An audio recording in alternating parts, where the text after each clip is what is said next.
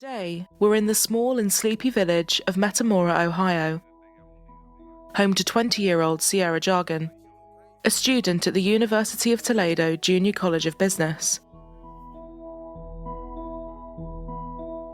Sierah's family said she was hard to miss, always very loud, full of energy, and loved to perform and entertain. She was the firstborn and was followed by 2 brothers and 2 sisters, and was especially close to her mother Sheila. Her mother said there was never a dull or quiet moment, and she was happy to make herself the butt of the joke to make everyone smile. She didn't ever take things too seriously, and friends joked that even as a teenager, she would do things like dance around the school in their cheerleading uniform, even though she wasn't on the team, just to get a laugh. And it was in high school, aged just 13, where she met Josh Kolosinski. It was a case of young love and first love, but flash forward 7 years later, they were still together, stronger than ever, and were now talking about marriage after college. They shared the same love of sports, the outdoors, and loved travelling together. Josh joked that he didn't win many arguments. Sierah had a very strong personality, was fiercely independent and confident, and if she wanted to do something, it was pointless telling her no. Her Aunt Tara said, "She had a way of making everybody feel comfortable. Even a person who's an introvert and shy, she'd bring that person out. You could take her anywhere and know she was going to make a friend."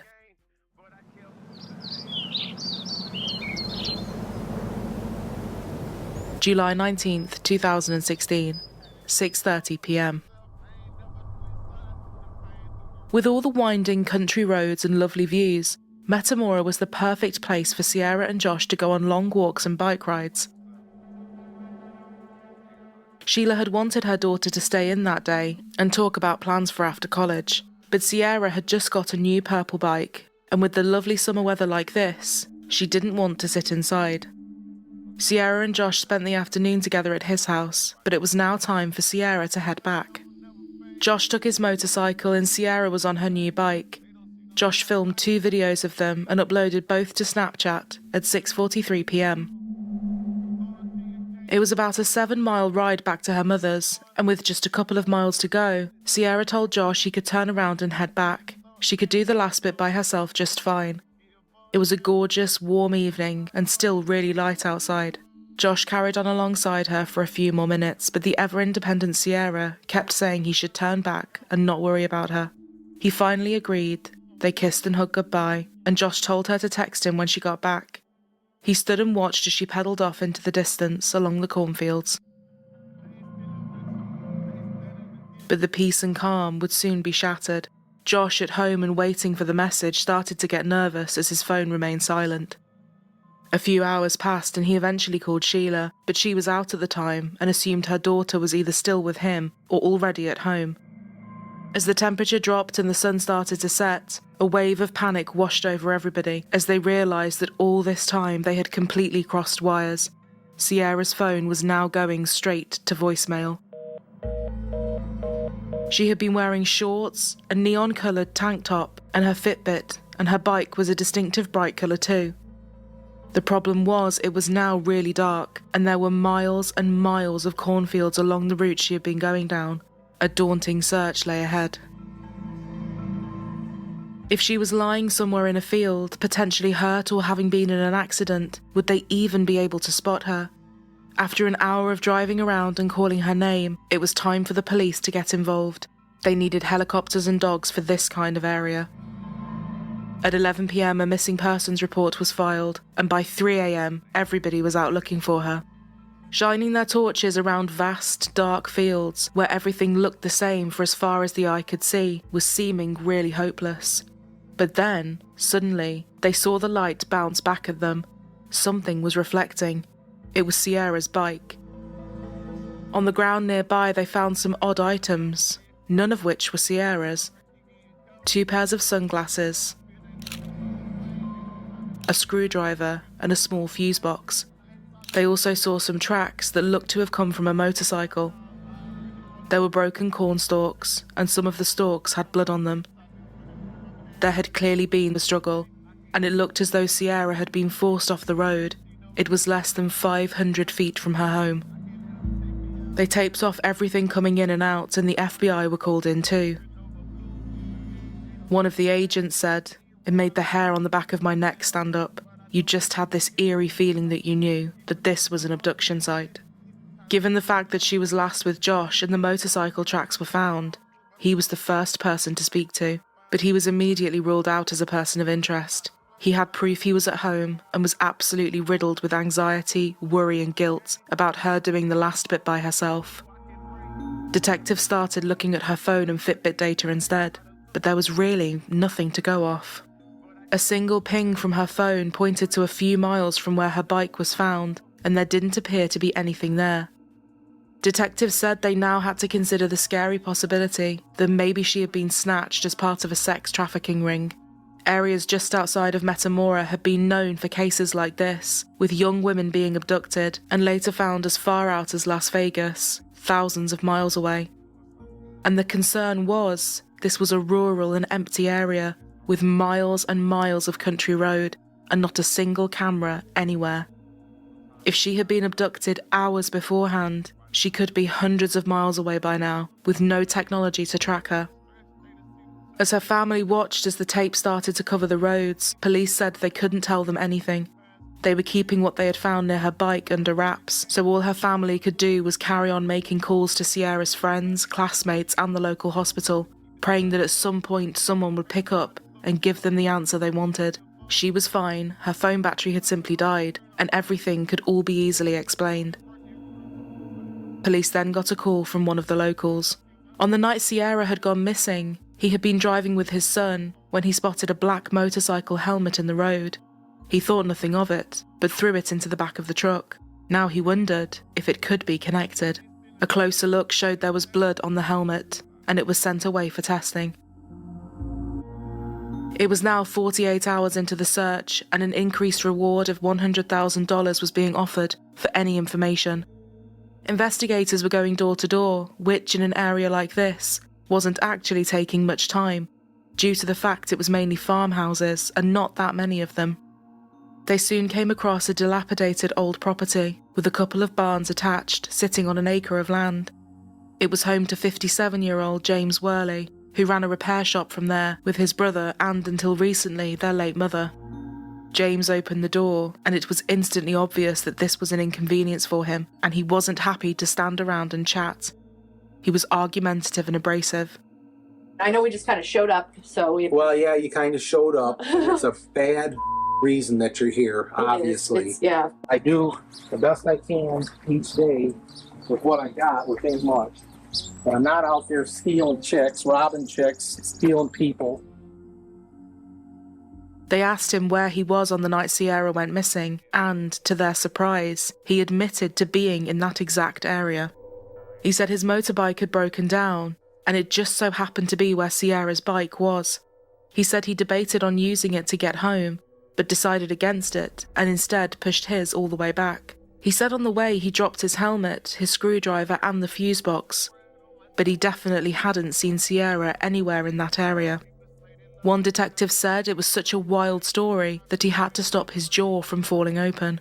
None of the items they found at the scene had been made public up until this point either. One thing was for sure though, he had just placed himself right at the very spot, and no matter how hard he tried to spin his reasoning for being there, it just didn't make sense. But this wasn't enough for them to get a search or arrest warrant, so they had to leave. James's neighbours had little good to say about him. He had a very intimidating presence and made people feel uncomfortable. He always paid close attention to younger girls, and families did not like their children playing near his home.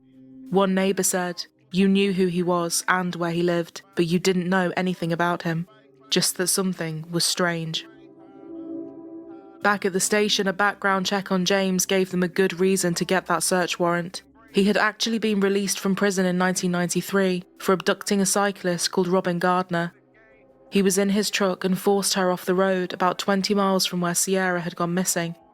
He got out and acted like he was going to help her, but held a screwdriver to her throat and started dragging her into the truck, telling her he would kill her if she fought back. He hit her over the head and pulled handcuffs from his glove box. Unbelievably, she managed to jump out of the moving truck and was rescued by another driver. James was given a 10-year sentence, but he served just 3 years for this. This was too similar to what they believed had happened to Sierah, and he needed a revisit.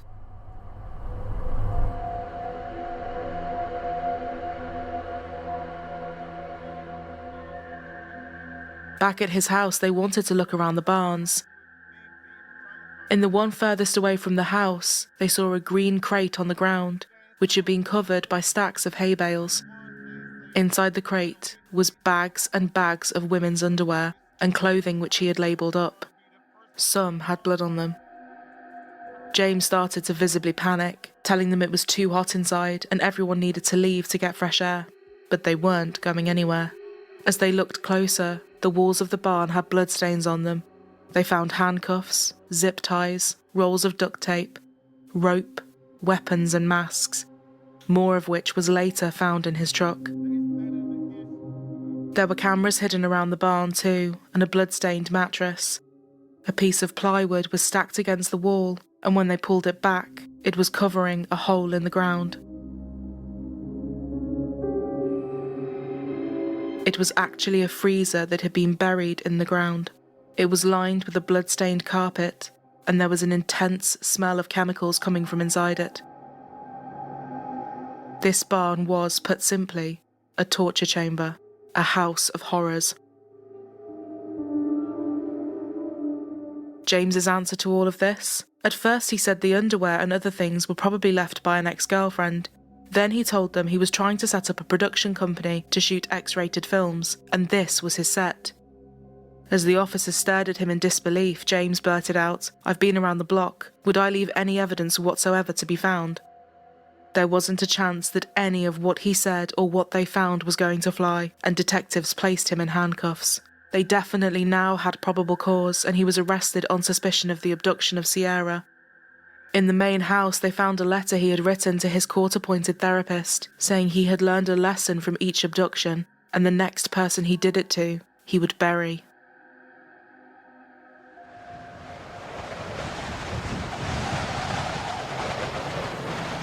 A few miles from James's house, and just days after the search for Sierah had started, drones had picked up a mound of dirt in one of the cornfields. It looked like a freshly dug hole that had been covered over. Cadaver dogs reacted very quickly, and they just knew the search for Sierah Joughin had now come to a very sad end. She had been buried in a shallow grave, hogtied, with her wrists handcuffed and her ankles tied with rope and bound to her hands. She was wearing a diaper and had died of asphyxiation over several minutes after choking to death on a plastic gag, which was still inside her mouth. It had been forced in so hard, it broke a tooth. The medical examiner said there was no evidence that they could see of a sexual assault, but one thing was for certain. The sheer brutality and indignity of what had happened to her was so heartbreaking, and investigators had to take a moment to compose themselves. As the phone rang Sierra's family late that night, Sheila said they all took a breath before Sierra's dad answered. The silence that filled the room was deafening. Sheila described it as a deep, dark, quiet hole of despair that everyone was just frozen in. As the phone call ended, still no words were spoken, but it was a moment where nothing needed to be said. 20-year-old Sierah Joughin went missing Tuesday night during a bike ride. The Fulton County Sheriff says authorities located the body in an area around County Road 7 Friday night. Positive identification will be made through either fingerprints or DNA, but at this time, we strongly believe that this is Sierah. Local, state, and federal investigators searched the grounds and ponds in that area, including the nearby home and barn of the suspect, James Worley, who is currently charged with abduction. Their only suspect in her abduction and now murder had not changed. 57-year-old James Worley was fortunately still in custody. The all-important forensics were now coming back in, and as well as phone records placing James in the area that she went missing from at the time she did, the mattress in his barn, some rope, duct tape, and the motorcycle helmet were all covered in both his and Sierra's DNA. His recent internet searches were of pornography, specifically searching the terms hitchhiker, helpless, gag, rape, and hogtied. James Worley was charged with 19 counts. including murder, abduction, tampering with evidence, and abuse of a corpse. He was held without bail and pleaded not guilty to every single charge. The investigators' theory was this. Using his phone data, they could place him right near where she had been riding with Josh. They believed that he had followed her for a while after he saw them separate, pulled over on his motorbike, and hit her over the head with his helmet. He dragged her into the cornfield, possibly threatening her with the screwdriver, the same as he had done with Robin, then tied her up. He then called his brother to get a lift back to the house to get his van, telling him there was something wrong with his bike. He then drove back in his van alone and took her back to the barn. What happened next is not really known, but we can all agree it does not bear thinking about. Welcome to Robinson's Shadow Stories, where mysteries unfold and dark tales come to light. We dive into the enigmatic world of true crime with our meticulously researched stories, chilling reconstructions, and in-depth investigations. Brace yourself for a riveting journey through the minds of our most famous serial killers, through crime stories and cautionary stories about couples who become obsessed in their relationships that one of them is willing to commit a terrible crime in the name of love, the twists that keep you on the edge of your seat. From unsolved mysteries to infamous cases, join us as we navigate the labyrinth of crime, uncovering the secrets that linger in the shadows. Drop your comments below, share your insights, and let's form a community that dives headfirst into the shadows. Together we'll navigate the complexities of these stories, one shadow at a time. So let's dive in. After nearly a year and a half of court hearings, this trial is almost here. January 16th is when it begins. Today was another pretrial hearing. Right off the bat, the prosecution and her family were seeking the death penalty, and the amount of evidence they had against him was undoubtedly going to make for a very painful but very strong trial.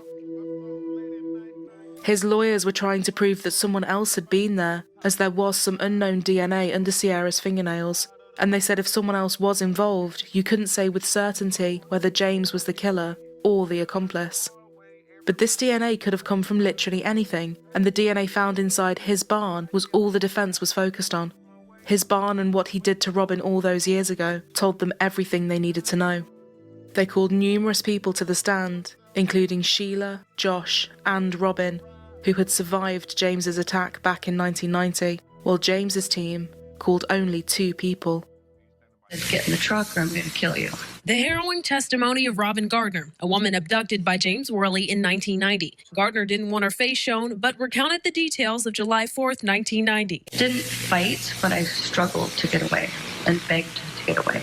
Members of the Fulton County Sheriff's Office, along with investigators from the Bureau of Criminal Investigation, testified to finding a cornfield Sierra was abducted from, showing the jury blood-stained evidence they collected like Sierra's sock and bike, and images of how Sierra was found in that grave brought a BCI investigator to tears. She's got straw in her hair. You got a brassiere, like a lace colored brassiere, handcuffs, and an adult diaper. But while these items, along with a long list of pornographic movies found on Worley's computer, were entered into evidence, the defense painted a different picture of the defendant. Worley's longtime friend testified Worley was interested in starting up a porn studio to generate money. So he was going to run it as an LLC? Something, yeah. Something like that? Right. Run it as a business, not as a hobby. Yeah. His lawyers described him as a very damaged man with many mental health issues, and implied at one point he had even had an incestuous relationship with his mother before her death. While the prosecution agreed he was undoubtedly a very sick individual, they said there was no evidence for the story about his mother being true. James's own sister testified and said that he was a suspect in at least 3 murders and missing persons cases too, although nothing was ever proven in these. One was the case of 14-year-old Laurie Ann Hill from the 80s, which had sadly since gone cold, and Claudia Tinsley, who James admitted to being in a car with the very night she went missing. After 6 hours of back and forth, the jury reached their verdict. We, the jury, unanimously agreed the aggravating circumstances committed by the defendant outweigh the mitigating factors beyond a reasonable doubt, and hereby unanimously find the defendant should be sentenced to death. I will now need to poll the jurors. James Worley was found guilty of murder and a total of 17 of the 19 charges. They recommended the death penalty, but his lawyers were hoping for life in prison. They called a criminal psychologist who suggested the attack was motivated by sexual sadism connected with a fetish disorder, and diagnosed him with sexual paraphilia disorder. During his sentencing, James went on a 40-minute long rant claiming he wasn't her killer and that he'd been framed. Their hearts are wounded, and they always will be. But if you believe like I believe that Sierah goes on. She may have been murdered and victimized, but she goes on. At one point he even said, "Don't ask me why she wasn't raped, she was a beautiful girl, but she wasn't and I'm glad." Her poor family could listen to no more and left the courtroom. The aggravated murder of Sierah Joughin outweighs any and all mitigating factors beyond a reasonable doubt. The court therefore accepts the recommendation of the jury. The court orders that James D. Worley is hereby sentenced to death for the aggravated murder of Sierah Joughin. The court orders that the execution date of James D. Worley be set for June 3rd, 2019 to be carried out by the appropriate authorities. The court typically concludes this case by having a few comments. I have been told by my brethren who handled these cases that is inappropriate here. Suffice it to say, Mr. Worley, I think you would have been well advised to listen to your attorneys before you made your statement. I thought your attorneys did an excellent job in handling your defense. And one further comment, Mr. Worley, if I thought there was a snowball's chance in hell that you were innocent, you'd be looking at life. Court's in recess. All right.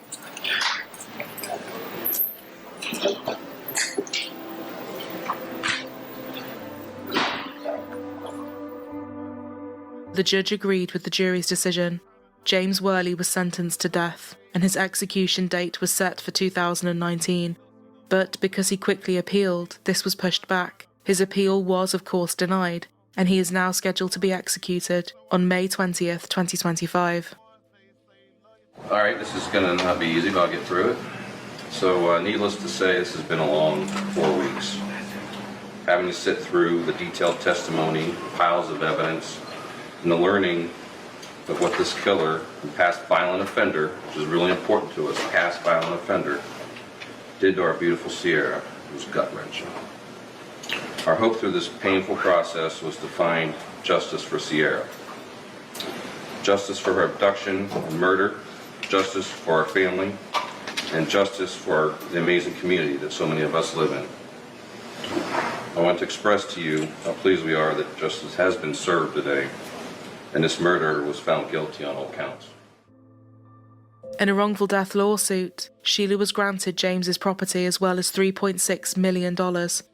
She said she knew she would probably never see a single cent of that. However, his property was now hers, and this was far more important. She decided it needed to be torn down. I'm not going to lie, there is an emotional gratification in tearing down and burning something you loathe so much. We look forward to removing the darkness and opening it up and letting the light shine in, she said. She hopes the land can become something positive in Sierra's memory, rather than a reminder of what happened there. Police also continue to look at the surrounding area for anything else that could lead them to more information, and possibly more victims of James.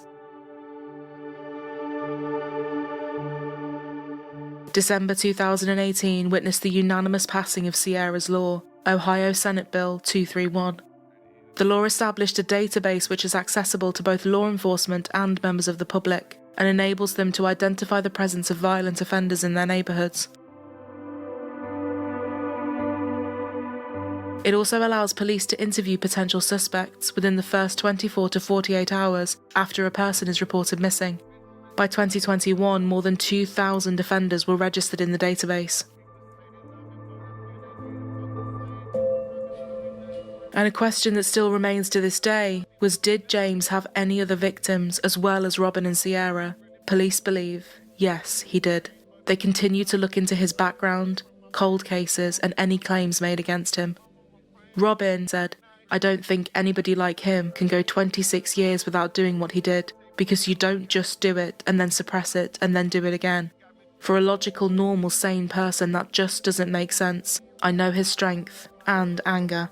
Authorities said you only had to look at his property to realise that place had been designed to kidnap, hold and assault multiple women without anybody hearing to find them. As well as huge changes in the law, Sierah's hometown remembers her and celebrates her life with every year that passes. A memorial plaque and tree sits at Sierah's old school, Evergreen High School, and they now offer a scholarship in her name too. Justice for Sierah was set up by her family and is a non-profit organisation which provides self-defence training courses for schools and educates the public on safety. Her boyfriend Josh also threw himself into campaigning and founded Keeping Our Girls Safe, which also gives classes and works with first responders. The community holds an annual 5K race in Sierah's name every year called Joughin for Joughin, and hundreds of riders will make the 40-mile drive for the Sierah Joughin Memorial Motorcycle Ride. The thought of what happened to Sierah and what she went through in her last moments is enough to make you feel as sick as it does sad. The pain is excruciating and the depth of emptiness we feel is unexplainable, Sierah's Aunt Tara said. However, I want him to know this. It may seem that he has broken us, but we as a family are stronger than he thinks, and because we were lucky enough to have had Sierah's love, we are unbreakable. Sheila said of her daughter, Sierah's life was worth far more than the 20 years she was able to live. She inspired people she did not know, and I can only wonder what great things she would have accomplished if she was still alive. But in her death, I know she's moving mountains.